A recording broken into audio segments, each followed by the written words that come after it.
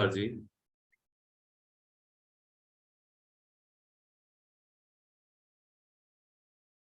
सत परमेश्वर ध्याय लो,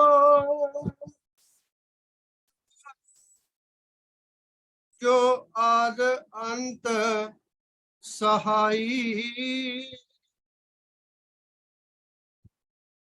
मंगत दुर्लभ जगत में, सिमरन साहब वडियाई।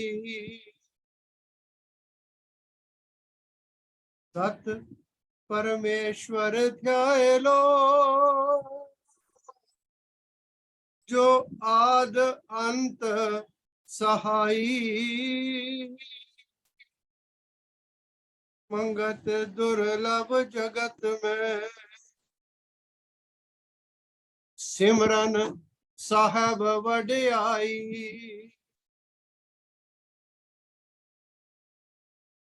साची कीरत प्रभ की जो, नित आनंद वाणी घर लीजो।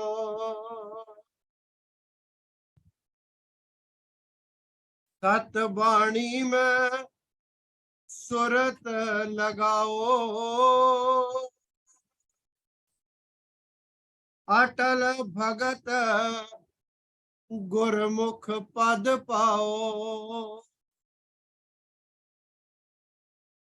प्रभ की आज्ञा में सब विस्तारी, आज्ञा बूझ परम सुखकारी। प्रभु की आज्ञा में आकाश रमीना, प्रभु की आज्ञा में पवन बिचरीना। प्रभु की आज्ञा में बुध परगास, ज्ञान विज्ञान में करत निवास। प्रभु की आज्ञा में अग्नि परगास, आज्ञा माई नित नीर बिलास। प्रभु की आज्ञा में धरन स्थिरता, सकल का ठाकर आप जग करता।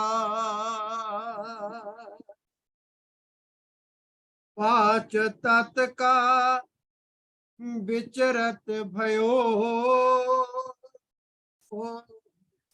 सर्व का स्वामी आप थियो। खेल मेल तत्वों का होई, अनक भांत करम प्रगटोई। कर्म का कर्ता मन मुखता धारी, ये अज्ञान नित करे ख्वारी। तत् विकार का भुगता जन होई, राग द्वेष में जीव जलोई। छिन छिन तिसका हुक्म पहचाने, सर्व आधार एको प्रभ जाने। हिमा गरीबी मन आन समाई, दुर्मत जाल सहज बिन साई। प्रभु आज्ञा में जीवन जीवै, गुरमुख रसना विरला जन पीवै। सकल देही के कर्म को अंतर मन से त्याग, मंगत आज्ञा प्रभु माई। दीन काल उठ जाग, सकल देही के कर्म को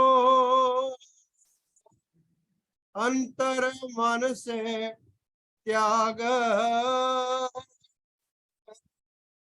मंगत आज्ञा प्रभु माई।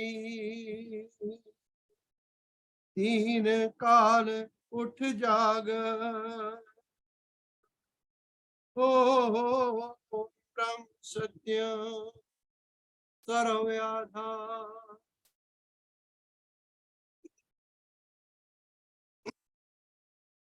परम आदरणीय नारायण रूप संगत, श्रद्धेय मातृशक्ति, ये वाणी ईश्वर का गुणानुवाद कर रही है, उसके गुणों का वर्णन कर रही है, और मुझे भी इस बात के लिए प्रेरित कर रही है कि उस पुरुषोत्तम की महिमा गाना इस जीव के लिए तीन काल लाभकारी सुखदायी है। रसना को, अपनी बुद्धि को पवित्र करने का ये वाणी सबसे सरल और उत्तम माध्यम है। महाराज जी की वाणी को विचार करें, सत परमेश्वर ध्याय लो। संसार में सत केवल एक ईश्वर है,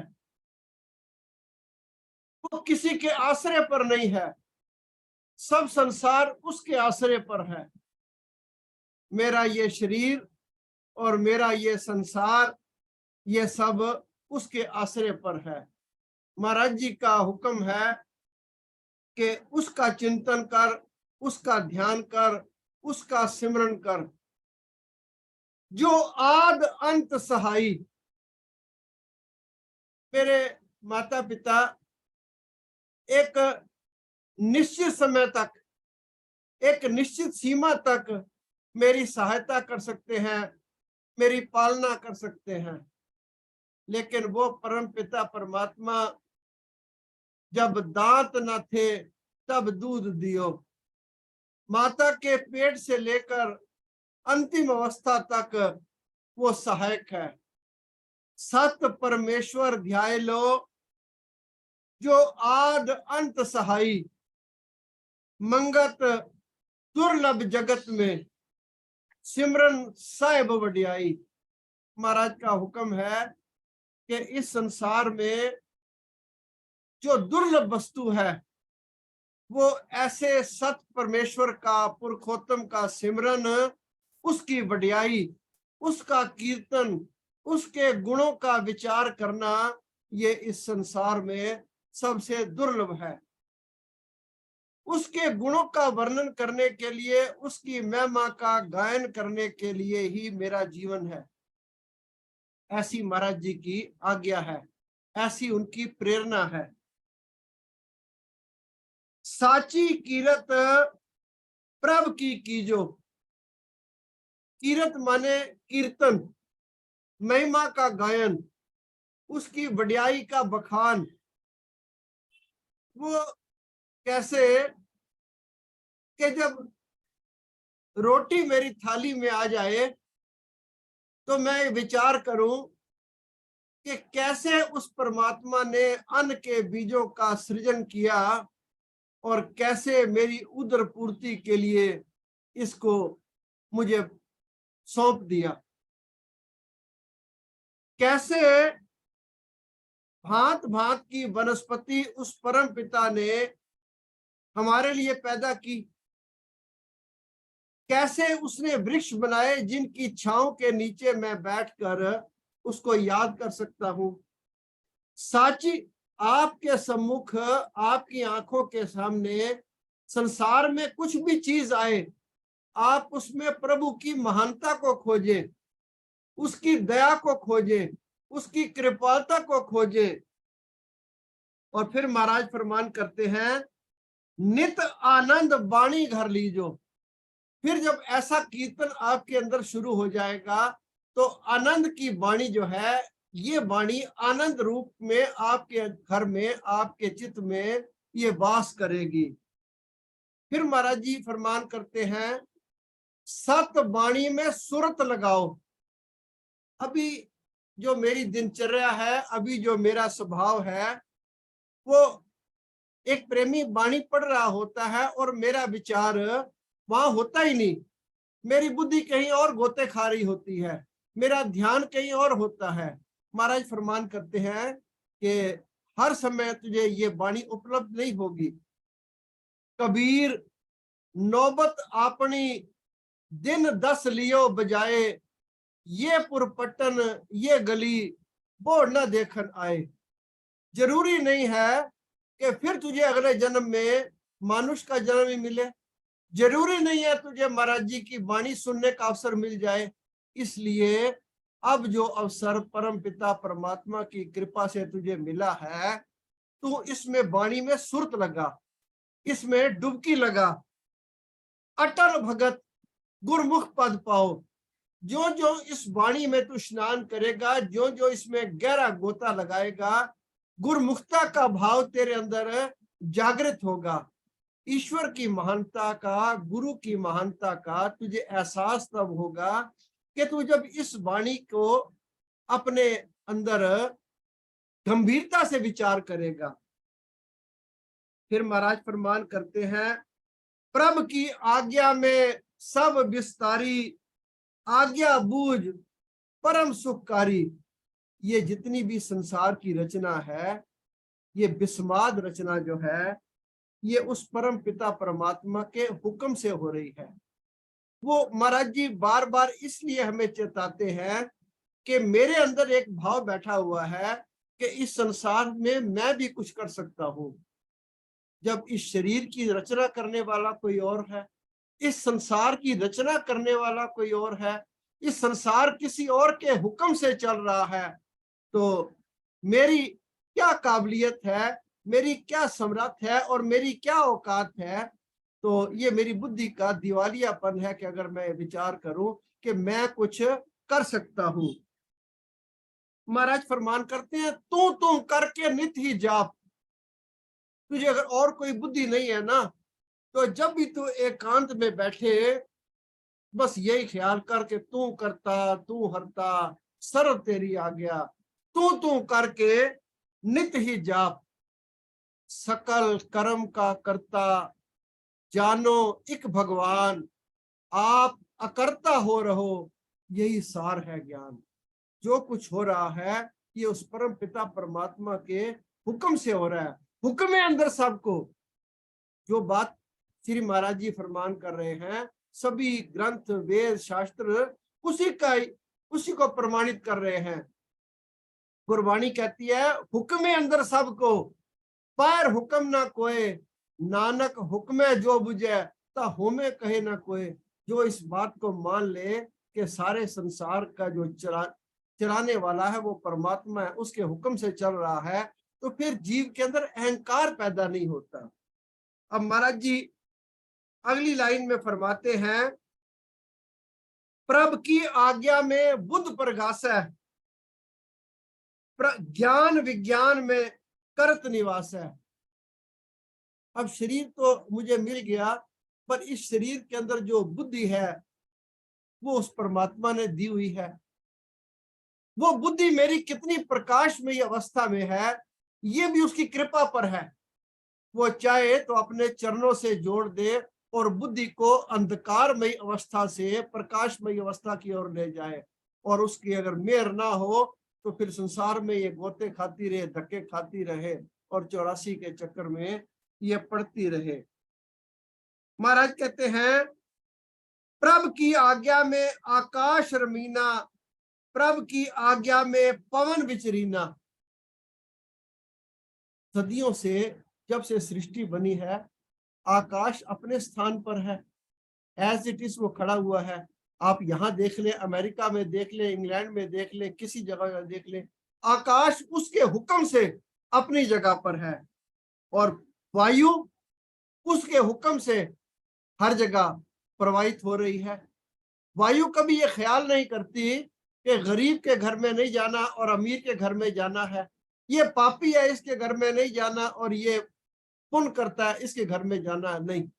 उसके हुक्म से ये पवन जो है वो हर जगह अपना चलन चला रही है। और यही पवन मेरे अंदर जब चल रही है, श्वास आ रहा है तो मैं आदमी हूं, नहीं आ रहा तो मैं बेदमी हूं। ये किसके हुक्म से हो रहा है, कब से हो रहा है? कभी इस जीव ने इस बात पर विचार किया? महाराज फरमान करते हैं, प्रभु की आज्ञा में अग्नि प्रगास है। अब एक अग्नि तो वो है जिसको जलाकर हम अपनी रोटी बना लेते हैं, भोजन बना लेते हैं। एक अग्नि वो है जो मेरे इस शरीर के अंदर है, जो मैं खा रहा हूं, इसको वो हजम करती है। क्योंकि जब आयु बढ़ जाती है तो ये अग्नि मध्यम पड़ जाती है, तो खाया पिया ठीक हजम नहीं होता। उस अग्नि को कौन जला रहा है? और जो मेरे अंदर अग्नि जल रही है, इसको कौन जला रहा है? और आदरणीय प्रेमियों, विद्वान बताते हैं, शास्त्र बताते हैं, एक अग्नि समुद्र के अंदर है जिसे बड़वा नल कहते हैं। वो समुद्र को मुनासबत में रखती है, अपनी सीमा में रखती है। आप देखें कि बॉम्बे है, चेन्नई है और जो समुद्र के किनारों पर शहर हैं, वो उस परमात्मा की कृपा से हजारों साल से वो समुद्र अपनी मुनासबत में है। अगर वो अपनी मुनासबत छोड़कर 10-20 मील आगे आ जाए तो वहां पर विनाश लीला आ जाए। महाराज जी का वचन है, प्रभु की आज्ञा में अगन प्रगास है, आज्ञा माई नित नीर विलास है। और नीर भी कैसा है? आप इसका जरा विचार करें कि मेरे घर में एक छोटी सी टूटी है, उसमें आधा इंच पानी आता है। कोई जब हम बहुत छोटे थे तो हरिद्वार जाया करते थे, तब भी वो पानी निरंतर भागीरथी का वहां से बह रहा था। शायद हमारे दादा परदादा तब से भी वो बह रहा है और हमारे जाने के बाद भी ये हजारों साल बहता रहेगा, क्योंकि महाराज जी का हुक्म है, कोट बरख ये खेल खिलता। कब से वो पानी प्रवाह उसका बह रहा है और कब तक बहता रहेगा और कितना बहता है? आप गंगा को छोड़ दें, यमुना को देख लें और इन सब को छोड़ दे तो 7 समुद्र हैं। किसी एक की गहराई क्या ये जीव माप सकता है? अंततः वस्तुतः महाराज जी हमें इस बात पर लेकर आ रहे हैं कि उस साहिब की एक होती है प्रशंसा, प्रशंसा होती है झूठी, एक होती है महिमा, गुणानुवाद, उसकी महिमा का गायन। और अगर पानी की भी आप मिसाल ले लें, उस प्रभु की रचना को जरा विस्तार से देखें। मछली आयु पर्यंत पानी के अंदर रहती है, पानी से बाहर निकाल दें, उसके श्वास निकल जाते हैं, उसका शरीर शिथिल पड़ जाता है। इंसान सारी उम्र पानी से बाहर रहता है, अगर 5 मिनट के लिए इसको डुबो दिया जाए तो इसके प्राण जो है वहीं निकल जाएंगे। कैसी उस परमात्मा की लीला है, रचना वो भी उसकी है और ये मानव का शरीर भी उसकी रचना है। और अगर आप परिंदों को देख लें, कहां से परिंदा उड़ारी लेता है और कहां पहुंचता है। मैंने आपसे पहले भी फरमाया, आपसे अर्ज की आपकी सेवा में कि महाराज जी उस ईश्वर की महिमा का विभिन्न प्रकार से वर्णन, उसका गुणानुवाद करने के बाद हमें समझा रहे हैं कि तू करके नित ही जाप। फिर महाराज जी फरमान करते हैं, प्रभु की आज्ञा में धरण स्थिरता। ये इतनी बड़ी धरती ये किसने सिर पर उठा रखी है। और कोई कोई जगह तो आप जरा पानी को देखें तो धरती के अंदर 50-60 फुट के बाद ही पानी है, और कोई कोई जगह आप देखें तो बड़ी गहराई तक पानी नहीं मिलता। ये जो बैलेंस है प्रकृति का, ये किसने बनाया हुआ है। फिर महाराज कह रहे कि धरती स्थिर है, लेकिन कभी अगर धरती में हल्का सा कंपन पैदा हो जाए, ये स्थिर उसके हुक्म से है, पर धरती में अगर जरा सा कंपन पैदा हो जाए, जिसे हमारे वैज्ञानिक रिएक्टर स्केल पर बताते हैं, तो शायद 2-3 मिनट के अंदर अंदर बड़ी भारी तबाही आ जाती है। और अगर वो मालिक चाहे उस कंपन की जरा वो गति बढ़ा दे तो फिर क्या हाल होगा। तो फिर उस बात पर आ जाए कि तू करके नित ही जाप, जितना हो सके जब भी हो सके तू अपनी मन मुक्ता को छोड़कर उसकी कीरत का गायन कर, उसके हुक्म को गायन कर। फिर महाराज जी का एक वचन आप सुने, हेल मेल तत्वों का होई अनक भांत कर्म प्रगट होई। 5 तत्वों से मेरा शरीर बना है, और 5 तत्वों में ये अग्नि के बाद स्फूर्त के बाद ये बिखर जाता है। ये इसकी रचना कौन कर रहा है। और जब ये शरीर बन जाता है तो इसके अंदर खून कौन चला रहा है, पसीना कौन बहा रहा है, खाने को हजम कौन कर रहा है। जब तू सो जाता है तो खाया पिया कौन हजम करता है। क्या कभी जीव ने इस बात पर विचार किया कि इतने पदार्थ हम हजम खा जाते हैं, वो जब सोने के बाद भी वो कारखाना चलता रहता है। कोई लाइट हाउस है, कोई बैटरी है, कोई इलेक्ट्रिक पावर है, कौन उस मशीन को चला रहा है, उस खाने को हजम कर रहा है। खून एक तरफ बना रहा है, पाखाना एक तरफ जा रहा है, मल मूत्र एक तरफ जा रहा है।